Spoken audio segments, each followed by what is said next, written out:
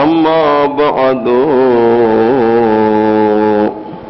فقد قال الله سبحانه تبارك وتعالى وقوله الحق بسم الله الرحمن الرحيم إن الله وملائكته يصلون على النبي يا أيها الذين آمنوا صلوا عليه وسلموا تسليما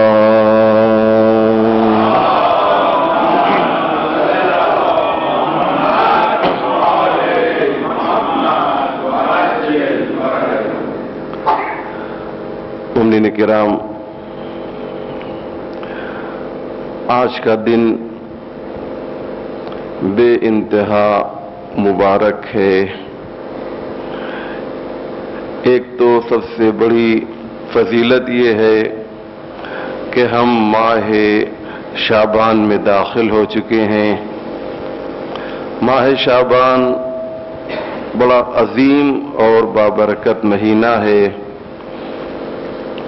اور دوسری فضیلت یہ ہے کہ آج جمعے کا دن ہے، روز جمعہ، جیسا کہ روایت میں آیا ہے عید کا دن ہے۔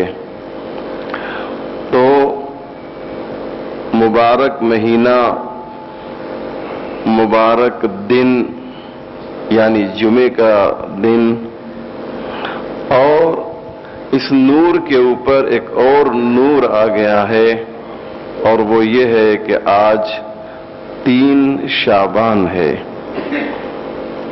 آپ جانتے ہیں کہ ہمارے لیے، شیعوں کے لیے، محبان اہل بیت کے لیے 3 شعبان کی اہمیت کتنی زیادہ ہے۔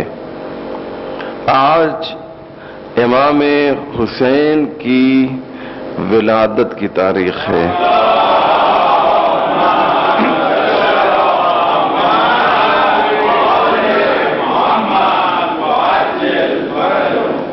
وہ حسین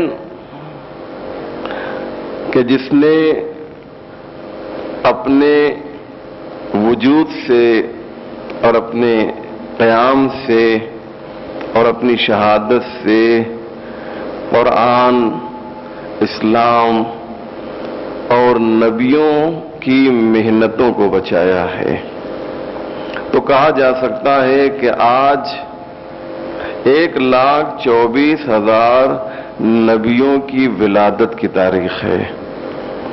کہا جا سکتا ہے کہ آج اسلام کی پیدائش کا دن ہے۔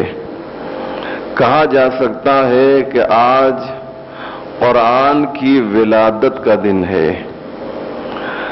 آپ یہ کہہ سکتے ہیں کہ آج علی ابن ابی طالب پیدا ہوئے۔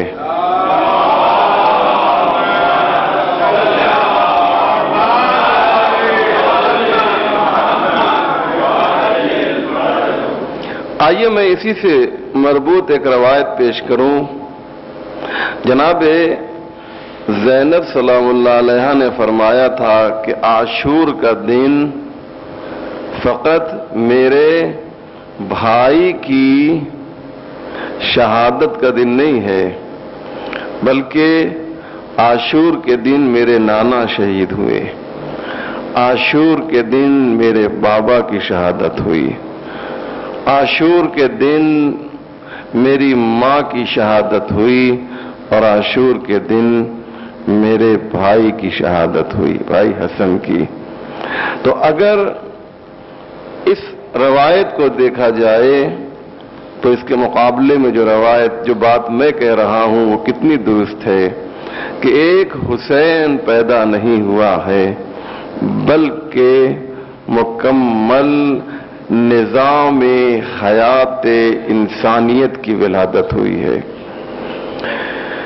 لہذا عزیزان محترم، جتنی بھی خوشی منائی جائے کم ہے، اور الحمدللہ ہمارا جو موضوع ہے وہ تقریباً مربوط ہے۔ کیوں؟ اس لیے کہ موضوع آپ جانتے ہیں کیا چل رہا ہے، کیا موضوع ہے؟ صلوات کے اوپر گفتگو چل رہی ہے. اس کے پہلے ہم نے کتنے خطبے آپ کی خدمت میں پیش کیے؟ کسی کے ذہن میں ہے؟ جی 3 خطبے.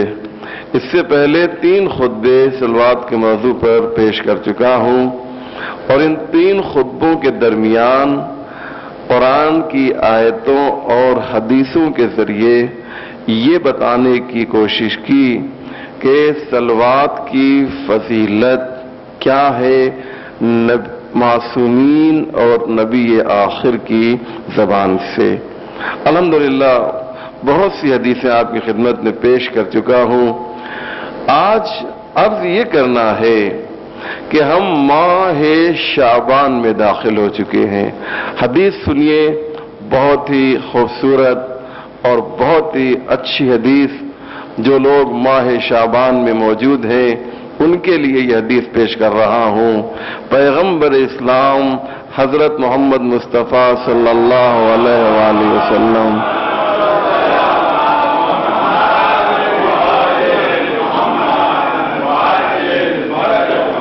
ارشاد فرماتے ہیں کہ یوں تو صلوات بھیجنے کا ثواب ہر مہینے میں ہے، لیکن میرے چاہنے والوں، میرا کلمہ پڑھنے والوں، اگر ماہ شعبان میں ایک مرتبہ صلوات بھیجو گے تو شعبان میں صلوات بھیجنے کا ثواب، ایک مرتبہ تم صلوات بھیجو گے، اللہ تمہارے نام اعمال میں 10 صلوات کا ثواب لکھے گا.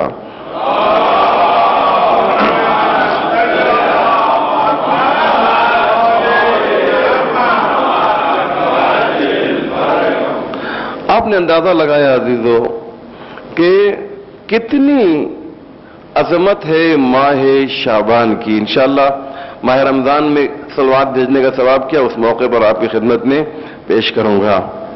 تو یہ ماہ شعبان ہے، یہ درود و سلام و صلوات کا مہینہ ہے. اگر آپ کبھی غور کریں جو دعائیں وارد ہوئی ہیں ان دعاؤں میں درمیان میں محمد اور آل محمد پر صلوات کا بھی تذکرہ ہے. ایک بہت ہی مشہور، آپ سب اس روایت کو جانتے ہیں، میں صرف آپ کے ذہن کو وہاں تک لے جانا چاہتا ہوں تاکہ اس کے بعد جو بات میں کہنا چاہ رہا ہوں وہ آپ تک بخوبی پہنچ سکے. ایک حدیث، ایک روایت آپ نے سنا ہے بہت زیادہ کہ پیغمبر اسلام معراج پر تشریف لے گئے، اور یہ روایت صحیح ہے. میں نے اس کی تحقیق کی اور مجھے یہ روایت ملی بھی، کیونکہ بہت سی روایت پڑھی جاتی ہے، اس کا کوئی کنارہ، کوئی سرا نہیں ہوتا ہے، لیکن یہ روایت واقعاً بالکل صحیح روایت ہے جو آپ نے خود سنا ہے اور سینکڑوں بار سنا ہے کہ پیغمبر اسلام معراج پر تشریف لے جا رہے تھے. دیکھا کہ وہاں پر ایک فرشتہ ہے جس کے 1000 ہاتھ ہیں، ایک فرشتہ جس کے 1000 ہاتھ ہیں اور ہر ہاتھ میں 1000 انگلیاں ہیں. پیغمبر نے کہا یہ کون ہے؟ یہ عجیب و غریب فرشتہ ہے، یہ فرشتہ کون ہے؟ پیغمبر اسلام نے پوچھا تو جبریل نے کہا کہ آپ اس سے خود بات کیجئے. پیغمبر گئے، اس سے گفتگو شروع کی، اور پوچھا تم کون ہو، تمہارا کام کیا ہے، تمہاری ڈیوٹی کیا ہے؟ توجہ کیجئے گا. کہا کہ میری ڈیوٹی ہے کہ میں بارش کے قطروں کو شمار کرتا ہوں. بہت بڑا کام ہے بارش کے قطروں کو شمار کرنا. آج دنیا میں کوئی ایسا کیلکولیٹر ہے جو بارش کے قطروں کو شمار کر لے؟ نہیں نا، نہیں ملے گا. اس نے کہا میں بارش کے قطروں کو، اور میں بارش پر مامور ہوں. اللہ نے فرشتوں کو اپنا الگ الگ کام دے دیا ہے، دیکھو کہاں پر کتنی بارش ہے، کہاں پر کتنی نہیں ہے، وغیرہ وغیرہ. کہا کہ تم اتنا بڑا کام انجام دے لیتے ہو؟ کہا ہاں. کہیں تو بہت بڑا کام ہے. کہا اچھا کوئی ایسا کام ہے کہ جس سے تم عاجز آ گئے ہو، یعنی جس سے تم اس کام کو تم نہیں کر سکتے ہو. کہا یا رسول اللہ ایک کام ایسا ہے کہ جہاں پر میں اپنی زبان میں کہہ رہا ہوں، میرا کیلکولیٹر فیل ہو جاتا ہے. میرا کیلکولیٹر جہاں پر فیل ہو جاتا ہے، ایک چیز ایسی ہے. کہا وہ کیا ہے؟ کہا جب آپ کے چاہنے والے صلوات بھیجتے ہیں تو اس کا ثواب میرا کیلکولیٹر نہیں لکھ پاتا ہے.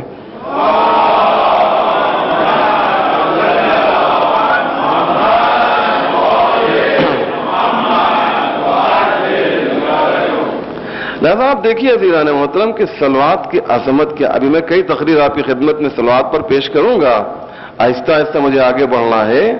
کہ آپ دیکھیے کہ یہ صلوات جو ہے بہت ہی معتبر کتاب ہماری ہے. اس میں لکھا یہ ہوا ہے کہ یہاں تک کہ جانور بھی صلوات بھیجا کرتے ہیں. عجیب روایت میں نے پڑھی، اور یہ کوئی غلط بات بھی نہیں ہے. کیوں؟ اس لیے کہ میں قرآن سے بھی اس کو ثابت کر سکتا ہوں. قرآن کیا کہتا ہے؟ بسم اللہ الرحمن الرحیم، یسبح للہ ما فی السماوات وما فی الارض. اللہ کی تسبیح کرتے ہیں. ماں جو ہے یہ انسانوں کے لیے استعمال نہیں ہوتا ہے. اگر انسانوں کے لیے ہوتا تو لفظ من استعمال ہوتا. یہ وہی من ہے جو غدیر میں استعمال ہوا تھا، من کنت مولا. اب غور کر رہے ہیں؟ لہذا جہاں پر غیر انسان کے لیے گفتگو ہوتی ہے تو وہاں پر لفظ ماں کا استعمال ہوتا ہے، یعنی جانوروں کے لیے. اللہ کیا کہہ رہا ہے؟ یسبح للہ ما فی السماوات وما فی الارض. اللہ کی تسبیح کرتے ہیں. اپنی زبان میں ترجمہ کر رہا ہوں، وہ حیوانات جو زمین اور آسمان میں ہیں. تو جب حیوانات اللہ کی تسبیح کر سکتے ہیں، جب وہ لا الہ الا اللہ کا اعلان کر سکتے ہیں، تو وہی حیوان محمد کے اوپر، ان کی آل کے اوپر صلوات بھی بھیج سکتے ہیں.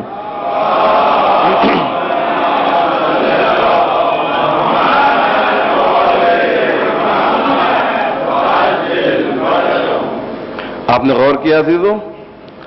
لہذا اب جو لوگ آہستہ صلوات بھیجتے ہیں یا نہیں بھیجتے، وہ کم سے کم اتنا تو سوچیں کہ ہم اشرف مخلوقات ہیں. اگر جانوروں سے بلند نہ صحیح تو کم سے کم صلوات بھیجنے میں تو ہم ان کے برابر ہو ہی سکتے ہیں. لہذا بلند آواز سے جو لوگ نہیں بھیج رہے ہیں، خاموش ہیں، وہ بھی مل جل کر صلوات بھیجیں محمد والے محمد پر.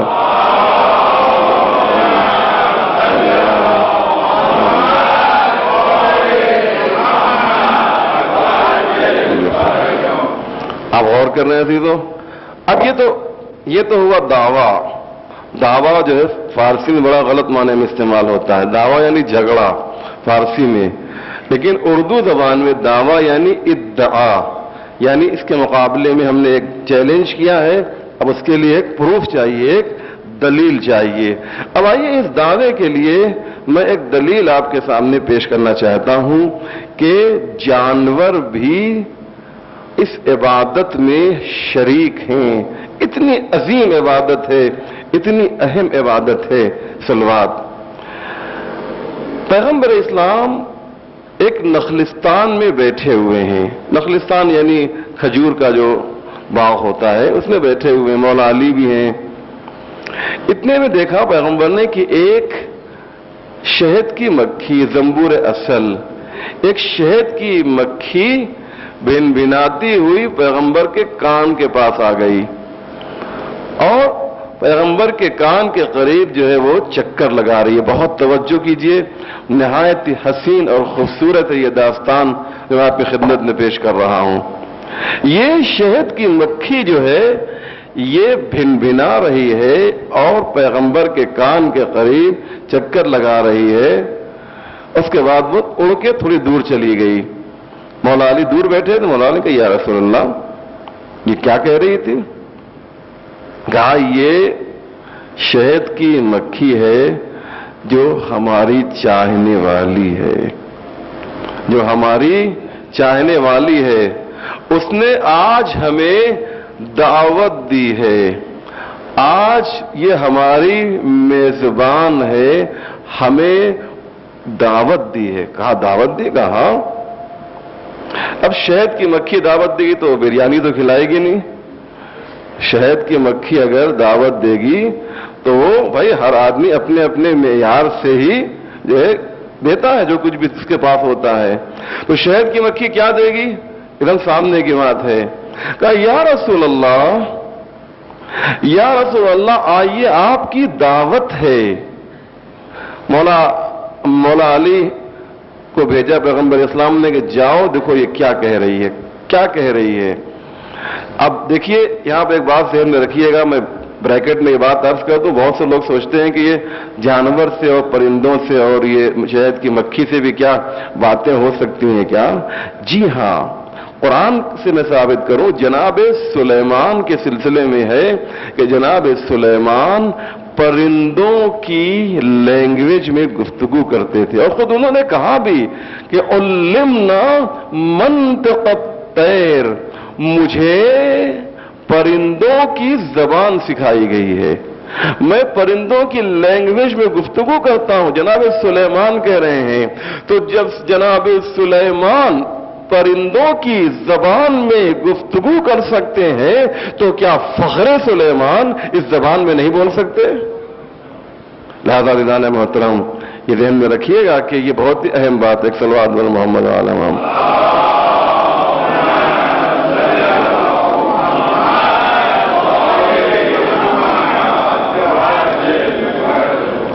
اب جانتے ہیں کیا ہوا؟ مولا علی گئے اس کے ساتھ تو کہا کہ یہ دیکھیے یہ جو ہے یہ دعوت کا انتظام ہے. تو کیا دیکھا کہ شہد کا چھتا ہے. اب دیکھیے مولا علی نے گفتگو کی اس سے. اگر پیغمبر بات کر سکتے ہیں تو جو وسیع پیغمبر ہے وہ بھی بات کر سکتا ہے، ورنہ پھر وسیع کا ہے کا؟ پھر یہ تو ڈپلیکیٹ وسیع ہو جائے گا نا. جانشین وہی ہے کہ جو جس کا جانشین بنا ہے وہی صفت جو اس میں ہے وہ اس میں پائی جائے. اگر وہ عالم لدنی ہے تو یہ بھی عالم لدنی ہے، لیکن اگر وہ عالم لدنی ہے اور یہ مسئلہ لڑکیوں سے پوچھے تو یہ جانشین نہیں ہو سکتا ہے. چنانچہ عزیزان محترم جانتے ہیں کیا ہوا؟ مولا علی نے ایک سوال کیا. بس یہ خاص بات جو تھی وہ یہی ہے. مولا علی نے اس سے سوال کیا کہ یہ بتاؤ کہ تم جو پھولوں سے جاتی ہو اور شہد لے کر آتی ہو، کیا سارے پھول کے رس شہد جیسے میٹھے ہوتے ہیں؟ یہ بات ذہن میں رکھیے کہ بہت قیمتی سوال مولا علی نے کیا ہے. آپ کبھی دیکھیے شہد کتنا میٹھا ہوتا ہے اور یہ جو پھول ہے اس کا رس کتنا میٹھا ہوتا ہے، دونوں ملائیے نہیں مل پائے گا. کہا کہ یا علی کبھی کبھی ایسا ہوتا ہے کہ ہم لوگ کچھ ایسے پھول سے رس نکالتے ہیں کہ جو تلخ ہوتا ہے. عجیب بات کہی، جو تلخ ہوتا ہے. تو مولا علی نے پوچھا کہ پھر وہ تلخ رس جو ہے وہ میٹھے رس میں کیسے تبدیل ہو جاتا ہے؟ تو اس نے کہا کہ اس موقع پر ہمارے اوپر الہام ہوتا ہے اللہ کی جانب سے کہ محمد اور آل محمد پر صلوات بھیجو گے تو یہ رس جو ہے میٹھا ہو جائے گا.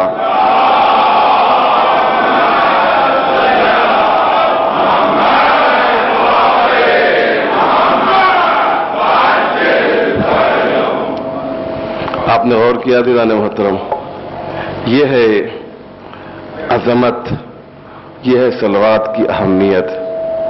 اور کبھی اس سے جو ہے صلوات سے کنجوسی انشاءاللہ کم سے کم وہ لوگ جو خطبہ جمعہ میں تشریف لاتے ہیں کم سے کم صلوات سے جو ہے وہ کنجوسی آپ لوگ تو نہیں کریں گے انشاءاللہ. جس نے یہ خطبہ دیکھیے خطبہ جمعہ کی اہمیت بہت زیادہ ہے، اسی لیے منع کیا گیا ہے کہ خطبے کے موقع پر نماز نہ پڑھو. خطبے کے موقع پر تسبیح بھی پڑھنا صحیح نہیں ہے، کیونکہ آپ تسبیح پڑھیں گے تو کیا ہوگا، آپ کا خیال جو ہے ادھر ادھر چلا جائے گا، توجہ بڑھ جائے گی۔ اس لیے خطبے کے موقع پر نماز بھی نہ پڑھیے، خطبے کے موقع پر تسبیح بھی نہ پڑھیے، خطبے کے موقع پر کسی سے بات بھی نہ کیجیے، صرف خطبہ سنیے۔ میری کوشش یہی ہوتی ہے عزیزوں کہ یہ جو مجھے چند منٹ ملتے ہیں اس میں کوئی کچھ بات آپ تک میں پہنچا سکوں، اور الحمدللہ میں جتنے سال سے ہوں کوشش صرف یہی رہتی ہے کہ خطبے کے ذریعے کوئی ایک نئی بات آپ تک پہنچ سکے۔ ایک عالم اہل سنت ہے، اس کا نام ہے موسیٰ ضریر۔ یہ روایت میں نقل کر رہا ہوں خزینۃ الجواہر نامی کتاب سے۔ علماء کرام بیٹھے ہوئے ہیں، یہ جانتے ہیں کہ کتنی اچھی اور کتنی معتبر ہے یہ کتاب۔ خزینۃ الجواہر میں یہ واقعہ ملتا ہے، بس اسی میں رحمت آپ کے تمام عالم اہل سنت ہیں، وہ نقل کرتے ہیں کہ ہم لوگ دریا سمندر کا سفر کر رہے تھے، سفر کرتے کرتے اچانک شدید قسم کا طوفان آ گیا اور ہماری یہ کشتی طوفان کے درمیان آ گئی، اور حالات اتنے زیادہ خراب ہو گئے، اتنے زیادہ حالات خراب ہو گئے کہ سب نے ایک دوسرے سے الوداع کر لیا، خدا حافظ، اب جو ہے بچنے کی کوئی امید نہیں ہے۔ چنانچہ عزیزو ہوا یہ کہ سب لیٹ گئے اور اب اس امید میں کہ اب جان چلی جائے گی۔ موسیٰ ضریر کہتے ہیں، یہ عالم اہل سنت، کہ میں گھبرا گیا اور جب میں لیٹا تو مجھے نیند آ گئی۔ جب مجھے نیند آئی تو میں نے دیکھا کہ پیغمبر اسلام، حوالہ کتاب کا آپ کے سامنے پیش کر رہا ہوں، پیغمبر اسلام تشریف لائے ہیں۔ میں ان کے پاس گیا، میں کہ یا رسول اللہ، کوئی ایسا ذریعہ ہے کہ ہماری جان بچ جائے؟ پیغمبر نے کہا ہاں، بس ایک ہی راستہ ہے۔ پیغمبر اسلام نے فرمایا ایک ہی راستہ ہے کہ تمہاری جان بچ سکتی ہے۔ یہ میں اس لیے واقعہ سنا رہا ہوں کہ خدا نخواستہ ہم بھی، خدا نخواستہ ہزار خدا نخواستہ کسی اور بھی پریشانیوں میں مبتلا ہو سکتے ہیں، تو یہ آپ کو ایک نسخہ دیا جا رہا ہے کہ آپ بھی اسے استعمال کر سکتے ہیں۔ کہا ایک طریقہ ہے، ایک راستہ ہے کہ تمہاری جان بچ سکتی ہے، تم سب کی جان۔ کہا کیسے؟ کہا ہمارے اوپر، ہم اہل بیت کے اوپر اگر 1000 مرتبہ صلوات بھیجو گے تو اللہ پریشانیوں سے تمہیں نجات دے دے گا۔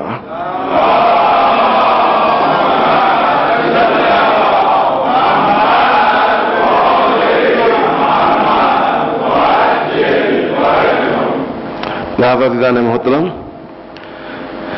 موسیٰ ضریر کہتے ہیں میں اٹھا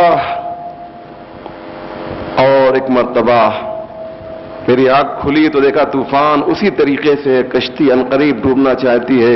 میں نے اپنے ساتھیوں کو سے کہا دیکھو اب ایک راستہ رہ گیا ہے اور صلوات بھیجنا شروع کرو، کیونکہ عالم اہل سنت تھے، ان کو صلوات کا طریقہ بھی معلوم تھا۔ یہ کہتے ہیں کہ ہم لوگوں نے بیٹھ کر سب نے صلوات بھیجنا شروع کیا، 300 کچھ مرتبہ ابھی ہم نے صلوات بھیجا ہی تھا کہ وہ طوفان جو تلاطم برپا کیے ہوئے تھا، جو ہنگامہ برپا کیے ہوئے تھا، وہ اس طرح سے خاموش ہو گیا جیسے کبھی اس سمندر میں طوفان آیا ہی نہ تھا۔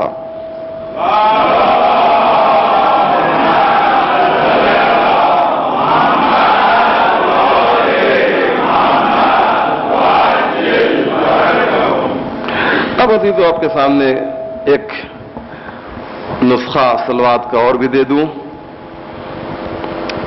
کہ اگر کوئی شخص مصیبتوں میں گھر جائے، سارے راستے مسدود ہو جائیں، سارے دروازے بند ہو جائیں، بہت توجہ کیجئے گا، اسے نوٹ کر لیجئے گا، اسے لکھ لیجئے گا، یہ آپ کے کام کی چیز ہے. سارے دروازے بند ہو جائیں اور مصلحت خدا کے خلاف وہ کام نہ ہو. کبھی کبھی انسان ایسی چیز مانگتا ہے جو اللہ کی مصلحت کے خلاف ہے، یا آپ کی طاقت سے زیادہ ہے وہ کام، وہ چیز جو آپ مانگ رہے ہیں. ہماری قوت یہ ہے کہ ہم مثلاً 50 کلو اٹھا سکتے ہیں، اور ہم اللہ سے کہیں کہ ہم 1000 کلو مثلا اٹھا سکیں. یا میں اس کی مثال یہ دیتا ہوں کہ ایک شخص جس نے ABCD بھی ٹھیک سے نہ پڑھی ہو، وہ دعا کرے کہ پروردگارہ مجھے اس یونیورسٹی کا پروفیسر بنا دے. آپ سمجھ رہے ہیں؟ تو یہ دعا صحیح نہیں ہے. دعا بھی صحیح ہونی چاہیے، خلاف مصلحت پروردگار نہ ہو، مومن امتحان میں مبتلا نہ ہو. تو اتنے شرائط کے ساتھ اگر کوئی شخص ایسی جگہ پر آ جائے کہ اب سارے راستے اس کے لیے بند ہو جائیں، تو وہ 14,000 مرتبہ صلوات بھیجے، ہر روز 1,000 مرتبہ، بہت زیادہ وقت نہیں لگے گا، ہر روز 1,000 مرتبہ، اور ہر روز اس کا ثواب ایک معصوم، 14 معصوم ہے نا، ایک معصوم کو ہدیہ کرے. انشاءاللہ 14ویں دن وہ اس مصیبتوں سے نجات پا جائے گا.